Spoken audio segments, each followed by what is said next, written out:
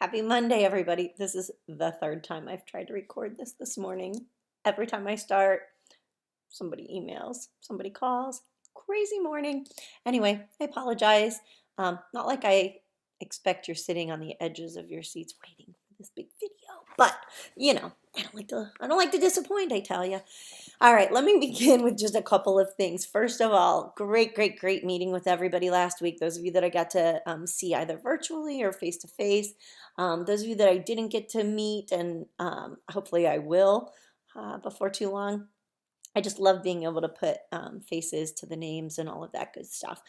Plus, I love hearing about your research projects. Some fantastic topics. I am so excited. I love reading these. I learn something every single semester that I use this assignment. I end up on top because I get so much more information, and I'm hoping that that's exactly what you're doing. So a little about that.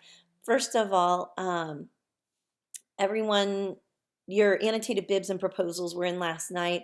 I will be reviewing those, grading those over the next couple of days. I'm out of town starting on Thursday. I'll have access to my computer, but I probably won't have time to grade. It's a work conference that's insanely busy. But I will have access to my computer, so you can still email me. I'll be giving you some feedback on your intros. We're driving, so I'm hoping to trade some time with a colleague of mine that's going as well. So I'll be in touch, but I won't be as in your face probably as I typically am. Okay, anyway, so your annotated bibs will be coming back to you. Now what I want to talk about, and certainly most importantly, is the beginning of drafting on this capstone slash researched argument, the position paper.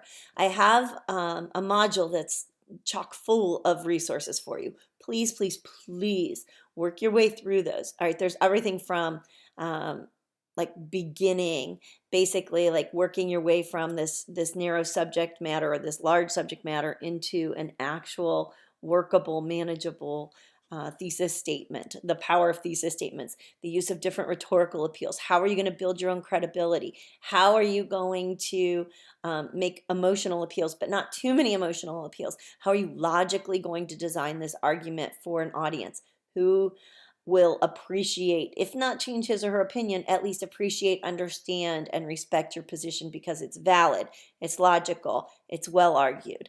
Okay, so think about all of these pieces as you begin working on your capstone essay. Now, so read, review, all of that. Now, the first step we're going to take, I'm going to slow things down a little bit, okay? I want you to work on your introductions. And I'm saying introductions plural. You heard that right. Because I want you to do 2 trial runs, okay?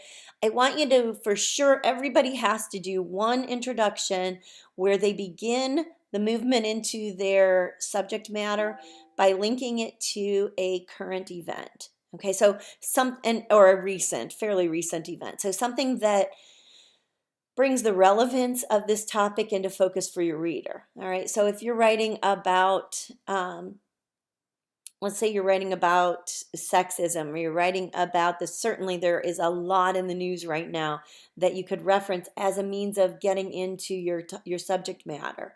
All right, so maybe you talk about the Kavanaugh confirmation. Maybe you then use that to push into this, or maybe you look at the Me Too movement and then you use that to launch into your subject matter. An introduction is not one paragraph, folks. An introduction for a paper like this, which is going to be 6 to 8 pages or better, it needs to be really solid. You want something that's going to take its time developing, take its time engaging the reader, take its time building to this moment where you can present your position and then go on to develop in the remainder of the essay. So think long and hard about this. Find that connection.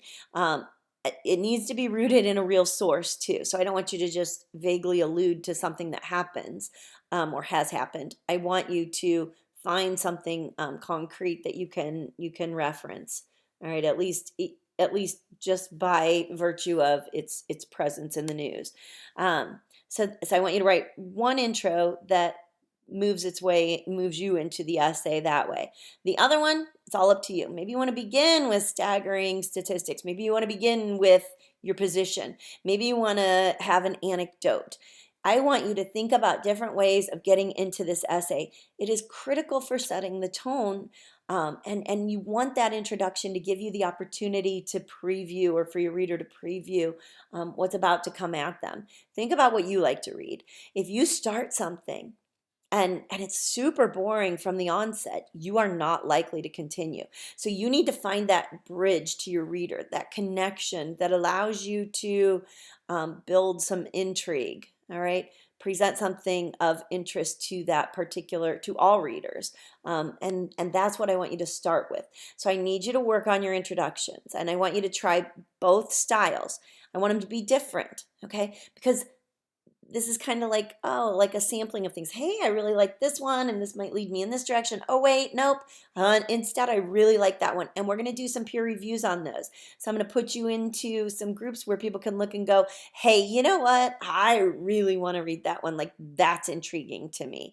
So maybe you're reading Trey's essay on video games, and you go, oh, I never thought about that. Like, that's a really cool way of going, and you know where the writer is going with his essay.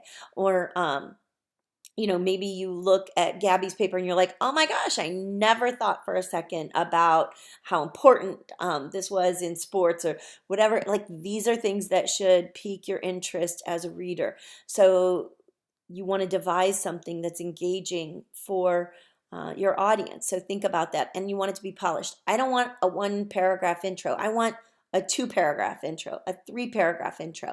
I want you to build into this, okay? And then along the way, as you're doing this and as you're adding research to your own repertoire, to what you need to develop your essay and the rest of your capstone essay, start thinking about, what does your reader need to know? What do you still need to know? What kind of background do you need to provide as you move from that intro? Okay, so we're going to start there. The actual rough draft of the essay won't be due this Sunday, but a week from Sunday. Okay, so we're going to push things back a bit. So we really want you to spend some time. I want this rough draft to come in super polished, so that when you're making that move to the revision, you're much better armed. You're much better equipped to do that. Okay, so that's where we are now. So examine the module.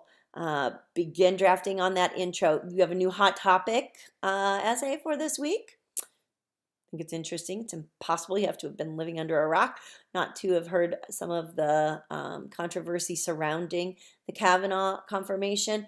But most importantly, what I want you to look at is 2 very different perspectives on the exact same occurrence. I guess I'll use that word really loosely. And it hit me because, and I know you're going to say you're old, and I get that, but so I'm on Facebook, of course, like all of your parents are probably. And I listen virtually. I see all of these different perspectives, and I have some very conservative friends, and I have some very liberal friends, and looking at their perception of this confirmation. And these articles were actually released prior to the confirmation on Saturday, but you still get the idea. So on the very same thing, we hear very different voices from one news source as opposed to another. And I want you to look at those and think not how, because then I'm kind of leading you, but what is the impact of that? Think about that. This is the exact same occurrence in our country right now. And we have this side looking at it this way and this side looking at it this way. And it's really, really a challenging thing to negotiate. This idea that people who support the confirmation of Kavanaugh believe it very wholeheartedly, and here's their support. People who oppose it believe their position very wholeheartedly, and this is how they support it, and this is what they say. And so what do we do when we have these factions, not just on that issue, but on any issue, where we have very strong seemingly strong supporting evidence on this side and different approaches to their position versus the other side? It's incredibly compelling. And of course, I have my own position on the issue, but that's not even what matters. What matters is I can look at that and say, holy cow, these people firmly believe what they believe, and so do these people. So it's difficult sometimes to see through that. Then when you take a look and you see, hey, these are both published in fairly reputable news sources, or fairly reputable being used loosely because I've chosen the two that I think fall under the most fire on our political spectrum, not